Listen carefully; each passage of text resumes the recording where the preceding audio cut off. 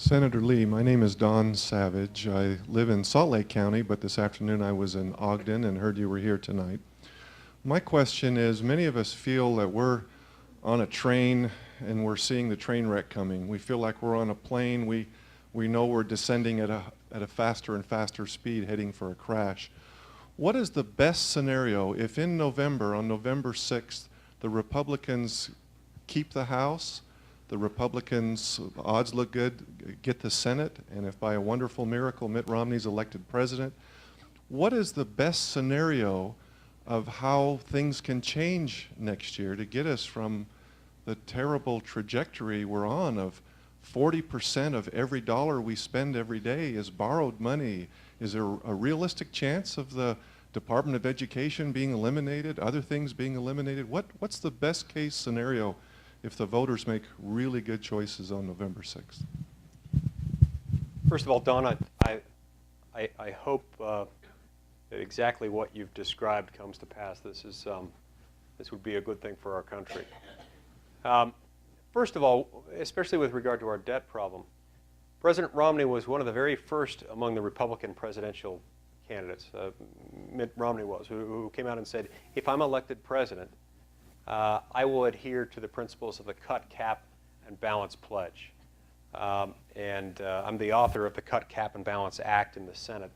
And the Cut, Cap, and Balance approach says we won't raise the debt limit until Congress has passed a balanced budget amendment, submitted it to the states for ratification, and until we've also adopted statutory spending caps to gradually ratchet down our spending over the course of a few years, so that we can balance our budget within a finite period of time, and also making some immediate cuts. So we know that that would be something that he would follow, that he would stick to.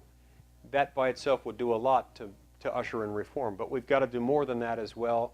I think under the scenario that you described, we would likely have a lot of support for a comprehensive tax reform.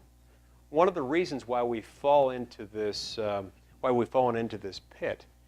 There are many reasons, but a complicating factor has been the fact that we have this really nasty tax code. It was almost as if we borrowed it from the Byzantine Empire and then we expanded it so that it would occupy tens of thousands of pages.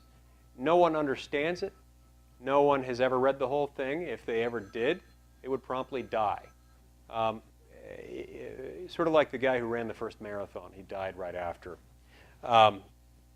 So we have to reform it. Incidentally, I serve on the Joint Economic Committee. We recently held a hearing where we had one of the nation's leading experts in tax law. The man holds a PhD in the U.S. taxation system. He testified to us that he does not do his own taxes.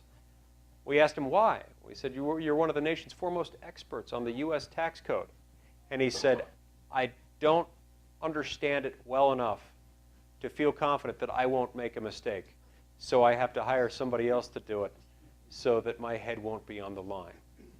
So anyway, a comprehensive tax reform would be one of the first things that I think we'd tackle, and trying to simplify the tax code, moving it toward ideally a one-rate system.